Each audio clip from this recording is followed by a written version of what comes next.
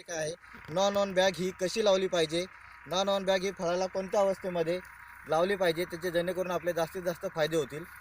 ही मॅग्नीच्या कंपनीने non on bag आणलेली आहे। ही जवळपास तिन्ही साईडनी पॅक आहे।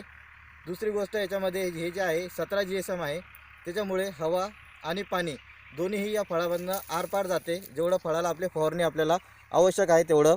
ही 5 ते 6% UV ट्रीटेड असल्यामुळे याच्यामधनं सूर्यप्रकाश जेवढा फळाला लागतो तेवढाच आतमध्येपर्यंत पोहोचतो, त्याच्यामुळे सनबर्न हा होत नाही आहे। दुसरी गोष्ट ही तिन्ही साईडने पॅक असल्यामुळं हे फळ पूर्ण झाकल्या जाते आणि जे काही पक्षी आहेत जे फळ खाण्यासाठी येतात त्यांच्यापासून आपल्याला संरक्षण मिळते।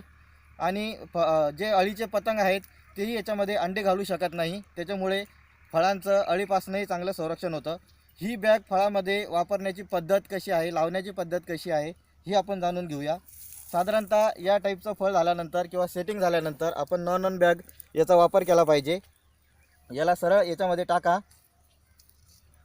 आणि याच्यावरती फक्त एवढं एक स्टॅपलर करून घ्यायचं। ही या प्रकारे हे पूर्ण संरक्षण आपल्याला देणार आहे, जेणेकरून आपल्या फळाची क्वालिटी खराब होणार नाही। सनबर्नपासून त्याचं पूर्ण संरक्षण होणार आहे।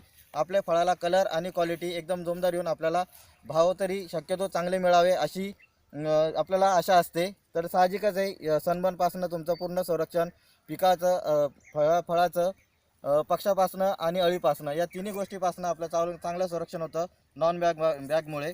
नमस्कार।